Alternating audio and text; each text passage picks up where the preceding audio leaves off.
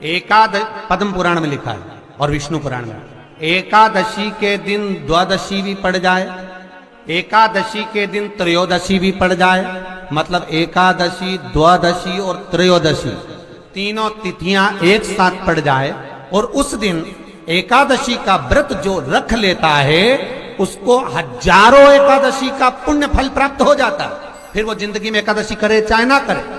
और फिर ध्यान देना, कोई मर रहा है, कोई तड़प रहा है, और आपने तो अपने जीवन में एक ही एकादशी करी और वो कौन सी त्रिविधि, और मान लो कोई मर रहा है तो आप उसमें से अपनी एकादशी में से आप 5 एकादशी दे सकते, भले आपने एक करी हो, क्योंकि आपने हजारों कर ली एक साथ, उसका पुण्य आप किसी को प्रदान कर सकते, आप किसी को दे सकते। नहीं तो हमारे यहां तो शिव महापुराण, विष्णु पुराण कहती है, श्रीमद वल्लभाचार्य जी वर्णन करते हैं, मेरे वल्लभ कहते हैं कि वल्लभ कुल की एकादशी करो, भले बकरी जैसे चरो पर एकादशी करो। हमारे यहाँ तो शास्त्र कहता है एकादशी का व्रत भी करो तो मुंह उतार के मत करो रे। कोई फूल अगर मुरझा जाता है तो भगवान को नहीं दिया जाता, कोई फल बेकार हो जाता है भगवान को नहीं दिया जाता। तुम्हारे व्रत वाले दिन तुम्हारा मुंह उतरा रहेगा तो भगवान जितना एकादशी के दिन भगवान का ओम नमो भगवते वासुदेवाय का जाप करें, या अपने गुरु मंत्र का स्मरण करें, जाए जो मंत्र आपके हृदय में समाहित हो, श्री शिवाय नमस्तुभ्यम, ओम नमः शिवाय, राम कृष्ण शिव, जो मन पड़े उसका भजन करें, पर दिल से करें। जितनी देर करते बने उतना देर करो। माला पकड़ने की भी जरूरत नहीं कि माला पकड़ के बैठो, तो घटकी जिब्या से जप लो नहीं जी वही उतना ही पूरा हो जाए, वही बहुत है। एकादशी का उद्यापन बड़े महीने में माघ शुक्ल एकादशी के दिन, माघ का महीना हो, शुक्ल पक्ष की, जम के बोलिए एकादशी हो, प्रयास करना कि आप उद्यापन करें, भले 5, 10, 11, 12 जितनी एकादशी हो जाए, 26 हो जाए तो ज्यादा अच्छी है, नहीं तो आप करें तो माघ महीने की शुक्ल पक्ष की एकादशी के दिन आप उद्यापन करें, प्रयास रखें, प्रयास रखें। बड़े महीने के अंतर्गत जो उद्यापन, हाँ चतुर्मास के अंतर्गत उद्यापन नहीं होता एकादशी का, बहुत ध्यान दीजिए। तुम्हारा ये जो जिनको थायराइड की प्रॉब्लम हो जाती है ना, थायराइड की बीमारी हो जाती है, उसको भी कुछ नहीं करना चाहिए। जहां पर शंकर भगवान की छोटी लड़की अशोक सुंदरी, आपको भी स्थान बताया था कथा के शुरू में, अशोक सुंदरी की जगह पर शहद से ओम अंकित कर दीजिए। कैसे करना है? मात्र शहद से ओम अंकित कर कर भगवान शंकर के ऊपर जल चढ़ा दीजिए, नीचे पात्र लगा लीजिए, उसी पात्र में शहद और उस जल को, अभिषेक का जो पानी है, जल है, उसको झेल लीजिए। उस पात्र को लेकर केवल द्वादशी तिथि के दिन दोपहर में 12 बजे उस पानी को पीना चालू कर दीजिए। 2-3 द्वादशी तिथि करिए, थायराइड की बीमारी में आराम लग जाएगा, बिल्कुल कहीं जाने की जरूरत नहीं। अशोक सुंदरी की जगह पर शहद का ओम अंकित कर देने पर भगवान शिव का स्मरण करें।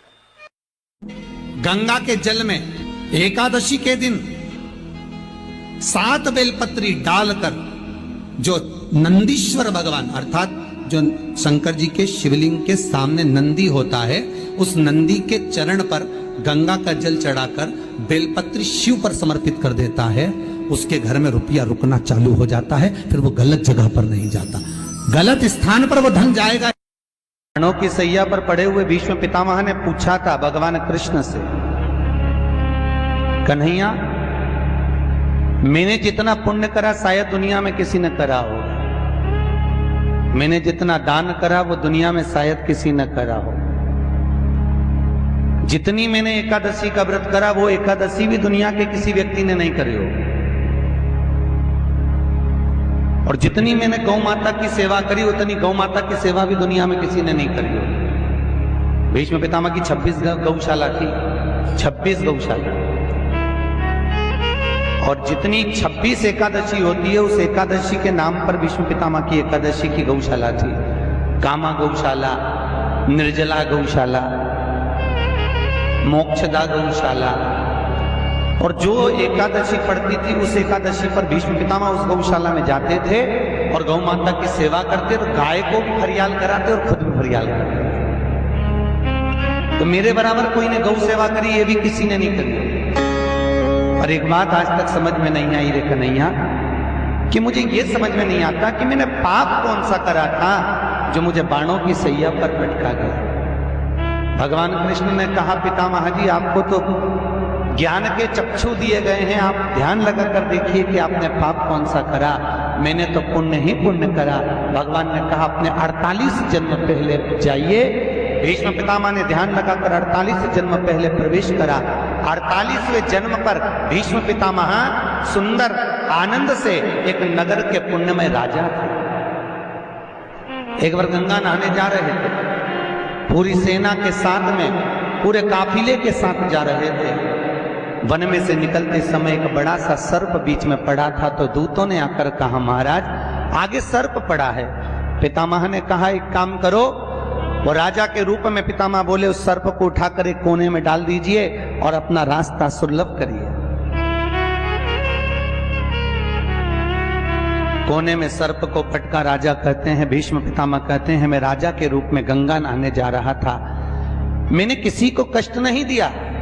भगवान कृष्ण ने कहा, अब यहां तक की कथा तो आपने कह दी, अब आगे की कथा मुझसे सुन लो। तुम्हारे दूतों ने सर्प को उठाकर बमूल के कांटे की झाड़ियों में पटक दिया और वो कांटे सर्प को चुभ गए। सर्प उसमें तड़प तड़प कर मर गया। सांप जैसे तड़प तड़प कर मरा, भीष्म पितामह तुमको भी ऐसे ही तड़प तड़प कर मरना पड़ेगा। ये कर्म का दंड मनुष्य को भोगना पड़ता है। शिव महापुराण कहती है, जैसे भीष्म पितामह का थोड़ा सा पाप बाणों की सैया पर पटका, उसी तरह शिव महापुराण की कथा में वर्णन किया वेद व्यास जी ने कि हमारे 7 जन्म के पुण्य, हमारे दादा परदादा परदादा के भी दादा के पुण्य की जब गुल्लक, जैसे बच्चा गुल्लक भरता है, 1-1 रुपया इकट्ठा करता है, जब गुल्लक फोड़ता है तो कोई अच्छी चीज लेकर आता है, बड़ा सा गिफ्ट लेकर आता है। उसी तरह जब हमारे दादा परदादाओं की पुण्य की गुल्लक भराते भराते उनके बच्चे भी पुण्य की गुल्लक भरते हैं, भरने के बाद जब गुल्लक फूटती है तब जानो कि अपने परिवार में शिव महापुराण की कथा होती है। ये पुण्य की गुल्लक फूटी। भीष्म पितामह ने जितनी एकादशी करी, शायद दुनिया में किसी ने इतनी एकादशी नहीं करी। तो भीष्म पितामह ने जो एकादशी करी उसका पुण्य भीष्म पितामह को देना। क्या करना पड़ेगा? पितामह के लिए अर्जुन से कहो बाण छोड़े, पितामह के शरीर को वो बाण छुएंगे, लगेंगे। दुनिया को लगेगा कि भीष्म पितामह बाणों की सैया पर पड़े हैं, पर भीष्म पितामह बाणों की सैया पर नहीं। पितामह ने जितनी एकादशी करी है वो सारी एकादशी बाण बनकर भीष्म पितामह को अपने हाथ पर झेल लेगी, उसको मरने नहीं देगी, पटक। जिसको इतने सारे बाण चुभे हों उसको कितना कष्ट होगा, पर भीष्म पितामह का पूरा शरीर देखो, पूरी कथा देखो, भीष्म पितामह की महाभारत को उठाकर एक एक पर्व को पढ़कर देखना, उसमें भीष्म पितामह बड़े आनंद से बाणों की सैया पर पड़े। द्वारकाधीश पूछ रहे हैं, मरते क्यों नहीं हो? दर्द नहीं हो रहा? कष्ट नहीं हो रहा? भीष्म पितामह कह रहे हैं, मुझे तो लगता ही नहीं कि मैं बाणों की सैया पर हूं, मुझे तो लगता है जैसे मैं मेरी मां की गोद में सोया हुआ हूं। एकादशी ने भीष्म पितामह को झेल कर रखा था। एकादशी शिव कथा कह रही है। कोई चिढ़ रहा है, चिढ़ने दो, कोई अपशब्द कह रहा है, कहने दो, कोई आड़ा टेढ़ा कह रहा है, कहने दो, कोई कुछ भी बोले तुम्हें मतलब। कि जो शुक्ल पक्षी की एकादशी के दिन शास्त्र कहता है घर के बुजुर्गों को, घर के बड़ों को, जेठ जेठानी हो, सास ससुर हो, घर में जो तुम्हारी उम्र से बड़ा हो, उसको एकादशी के दिन फूल या पीली चने की दाल या पीला वस्त्र, कुछ भी पीली सामग्री आज घर के बड़ों को देना चाहिए। क्यों देना चाहिए? तो शिव महापुराण की कथा कहती है कि जो शुक्ल पक्षी की एकादशी के दिन पीली वस्तु का दान दे देता है, घर के किसी ब्राह्मण को देने नहीं जाना, किसी मंदिर में देने नहीं जाना, आपके ही घर में, आपके ही घर के बड़ों को कोई भी पीली चीज का दान कर सकते। फूल हो, मिठाई हो, कोई अनाज हो, कोई वस्त्र हो, पीली वस्तु का दान दे। क्यों होगा? क्या होगा उससे? शिव महापुराण की कथा कहती है उससे जिंदगी में कभी बड़ी बीमारी प्रवेश नहीं कर। कि भगवान शिव के मंदिर में अगर हम प्रवेश नहीं भी कर सके, मान लो शंकर के द्वार पर, शंकर की चौखट पर शिव के द्वार हम नहीं पहुंच पाए, तो शिव महापुराण की कथा कहती है जो जल देवाधिदेव महादेव को समर्पित कर कर आ रहा है, जो भगवान शंकर को मात्र जल समर्पित कर कर आ रहा है या समर्पित करने जा रहा है, मात्र उस शिव भक्त का मस्तक पर त्रिपुंड लगाने वाला, तिलक लगाने वाला, गले में रुद्राक्ष धारण करने वाला या शिव जी पर एक लोटा जल चढ़ाने वाले का मात्र हम दर्शन भी कर लेते हैं तो हमारे कोटि कोटि पाप समाप्त हो जाते हैं। मात्र शिव का दर्शन कर लेते। वैष्णव और स्मार्त में अंतर है। आप लोग कभी कैलेंडर देखे हैं आप लोगों ने? जम के बोलो जरा। कैलेंडर आपके घर में होगा तो उसमें 2 एकादशी पड़ती है। बोलो सही है कि गलत है? एक में लिखा रहता है वैष्णव की एकादशी और दूसरी में लिखा रहता है स्मार्त। जम के बोलो जरा, स्मार्त एकादशी। अब लोगों उनको चक्कर में पड़ जाते हैं कि हम ये करें कि ये करें। पर शिव महापुराण की कथा कहती है कि तुम्हारी मर्जी पड़े जो करो, तुम तो बड़े पर करो जरूर। हम तो यहां तक कहते हैं वल्लभ कुल की एकादशी करो, भले बकरी जैसे चरो पर करो, पर अपने को छोड़ना नहीं है एकादशी। भले तुम वैष्णव धर्म की कर लो चाहे स्मार्ती की कर लो, पर करो। इन्हें जगन्नाथपुरी में एकादशी को उल्टा लटकाया। आप लोग गए होंगे तो देखा होगा कि जगदीश में, जगन्नाथपुरी में एकादशी उल्टी लटकी। कारण क्या था? खूब विरोध करा गया श्रीमद वल्लभाचार्य जी का कि तुमने एकादशी को उल्टी लटका दिया जगन्नाथपुरी में। क्यों लटकाया? उसका कारण क्या था? श्रीमद वल्लभाचार्य जी ने कहा, आप कहते हो कि कोई मरे तब एकादशी का दान दीजिए, आप कहते हो कि कोई मरे तब अन्न का दान दीजिए, आप कहते हो कि कोई मरे उसके बाद में आप ये दान दीजिए। श्रीमद वल्लभाचार्य जी ने एकादशी को उल्टा लटका कर कहा कि एकादशी का अगर दान करना है तो पहले एकादशी करो और एकादशी करने के बाद उस एकादशी का फिर दान करो जीते जी। एकादशी है कौन? क्यों इसकी इतनी प्रधानता है? क्यों इसकी पुण्यता है? ऐसा क्या है एकादशी में जो इसकी पुण्यता मानी जाए? कौन है ये जो भगवान नारायण तक एकादशी का व्रत करते हैं? सुभद्रा जी को भगवान जगन्नाथ ने, जगदीश ने एकादशी का व्रत कराया था। बद्रीनारायण भगवान को माता लक्ष्मी ने एकादशी का व्रत कराया था। क्यों?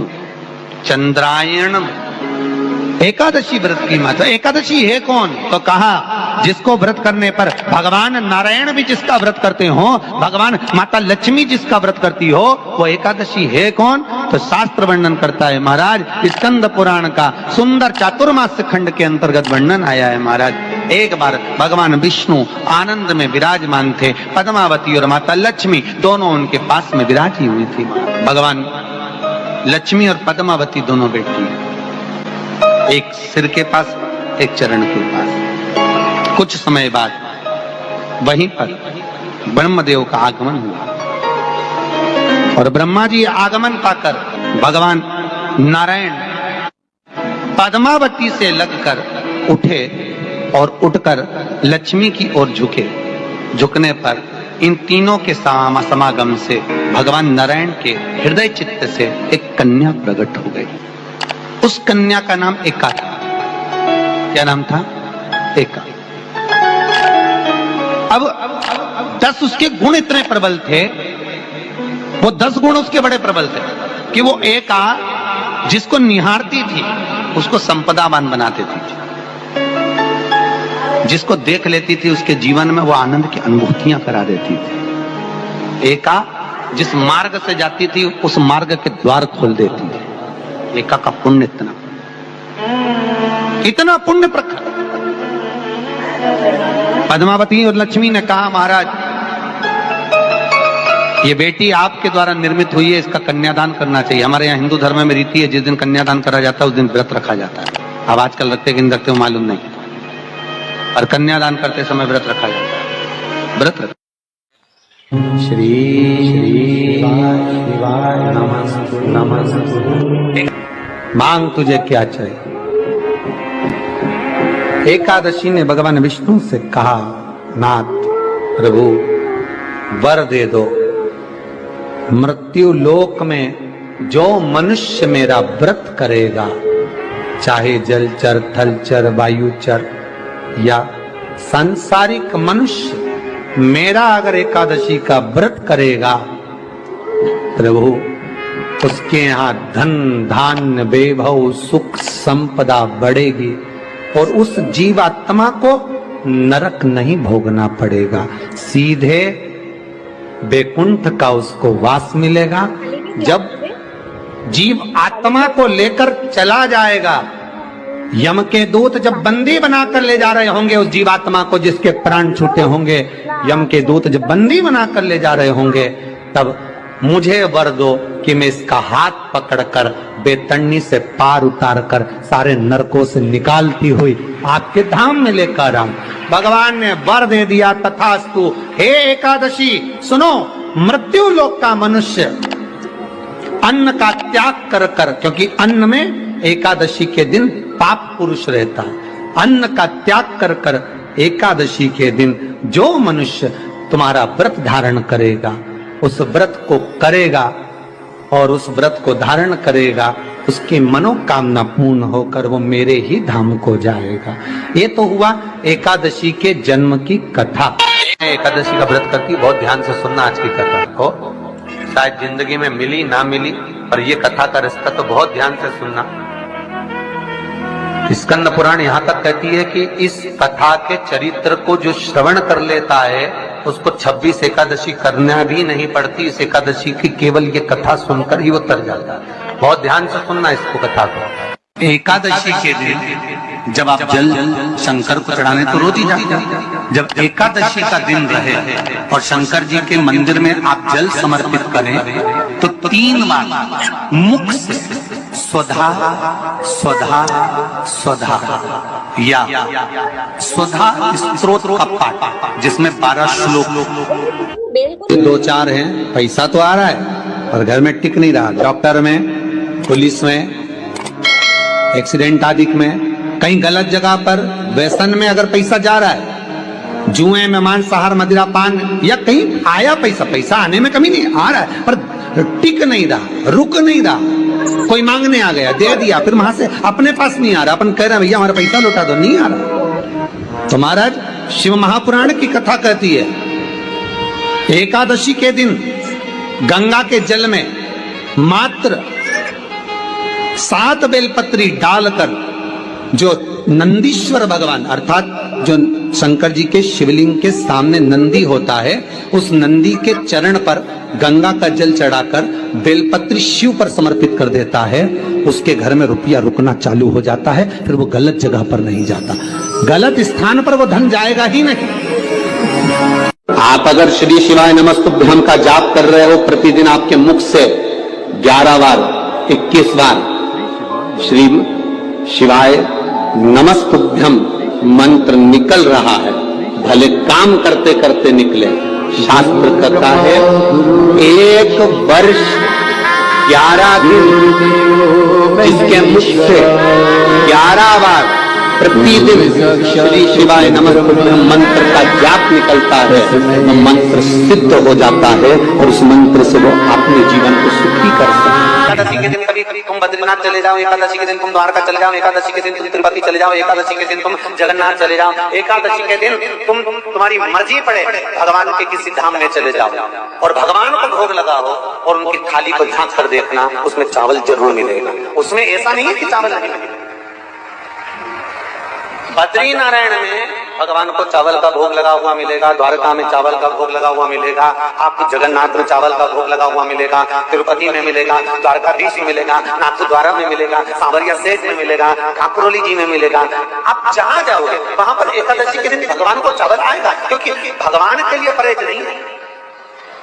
जो काम में डूबा हुआ है, जो आसक्ति में डूबा हुआ है, जो लोभ में डूबा हुआ है, जो वासनाओं में डूबा हुआ है, जो तृष्णा में डूबा हुआ है और जो माता के गर्भ से जन्म लिया, एकादशी के दिन चावल उसको नहीं खाना। एकादशी और द्वादशी के दिन हमारे हिंदू धर्म, हमारा शास्त्र कहता है, हमारे शास्त्र हमें वेद डॉक्टर वर्णन करते हैं कि पीपल के पत्ते को अगर एकादशी और द्वादशी के दिन एक तांबे के पात्र में गला कर रख दिया जाए और उस पानी का आचमन 3 बार करा जाए तो जिसकी नाड़ियां चोक भी हो जाती है, डॉक्टर बोले इसका बाईपास करना पड़ेगा, उसको केवल 3 आचमन पानी एकादशी और द्वादशी को पीपल के पत्ते का कराया जाए तो अंदर की नाड़ियां भी खुल जाती हैं।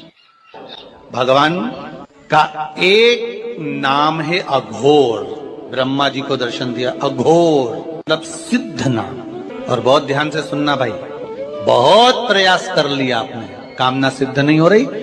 1 लोटा जल, एक जल का पात्र लीजिए, उस जल के पात्र को लेकर उसमें थोड़ा सा लाल चंदन डालकर बेलपत्री के वृक्ष के नीचे और देवादिदेव महादेव को चढ़ाना प्रारंभ कर। उसके बाद में 1 लोटा जल स्वच्छ फिर शिव जी को श्री शिवाय नमस्तुभ्यं हम बोलकर आपकी कामना कहकर भगवान शिव पर अघोरेश्वर महादेव का नाम लेकर आप चढ़ाना प्रारंभ करिए। बाबा आपका कार्य 3 महीने के अंदर पूर्ण कर देगा। सबों ने सुधार किया। एकादशी और द्वादशी इन 3 तिथियों पर एक रोटी में थोड़ा सा मीठा रखकर सोमक पितृ का नाम लेकर यदि गाय को खिला दिया जाता है तो अगर कोई पूर्वज प्रेत योनि में भी पड़ा हुआ होता है, भटक रहा होता है, जिसको पिंड नहीं मिला, जो अचानक मर गया होता है, अधोगति में चले गया होता है, उस जीव की मुक्ति दशमी, एकादशी और द्वादशी ये 3 दिन सोमक पितृ का नाम लेकर रोटी में पूरी में मीठा रखकर अगर गाय को खिला दिया जाता है ये 3 दिन तक, तो वो पितृ कभी भटकते नहीं है, उनको मुक्ति प्राप्त हो जाती है, मोक्ष में। ध्यान से आज की कथा सुनना कि एकादशी का आपके बच्चे पूछेंगे, मम्मी हम भगवान विष्णु का दर्शन करते हैं, हम राम जी का दर्शन करते हैं, हम कृष्ण भगवान का दर्शन करते हैं, हम भवानी माता का दर्शन करते हैं, हम शंकर जी का दर्शन करते हैं, हम सारे देवी देवताओं का दर्शन करते हैं, पर ये एकादशी माता तो कभी नजर ही नहीं आती। पूछेंगे कि नहीं पूछेंगे कि तुम जिस एकादशी का व्रत करते हो इनका जन्म कहां से हुआ,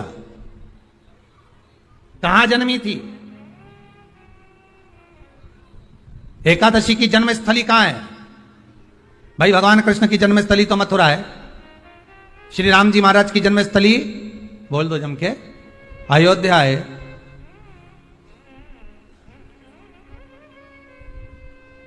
कोई आपसे पूछ ले कि एकादशी की जन्म स्थली कहां है तो आधे लोग तो बाल खुजाने में लग जाएंगे कि एकादशी आखिर पैदा कहां हुई थी, जन्म कहां लिया था, इसका जन्म हुआ कहां था, कहां जन्मी थी ये?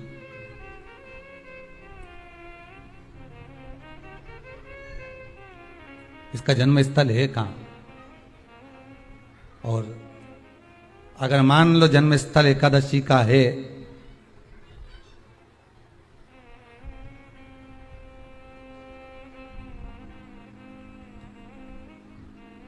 और एकादशी अगर जन्मी है, उसका जन्म हुआ है और दुनिया के लोग इतना व्रत करते हैं, उपवास करते हैं, तो फिर इसका जन्म स्थल कहां होगा? तो कहा इसका जो जन्म स्थल है वो बद्रीनाथ। कहां पर है? बद्रीनाथ। और उस बद्री विशाल में भी एक गुफा जिसका नाम है हेमवती। क्या नाम है? हेमवती। उस गुफा में एकादशी का जन्म स्थल है। बद्री विशाल में हेमवती गुफा जो 12 योजन अंदर प्रवेश करने जितनी है, 12 योजन की गुफा के अंदर, हेमवती के अंदर एकादशी का प्रागट्य हुआ था, एकादशी का जन्म हुआ था।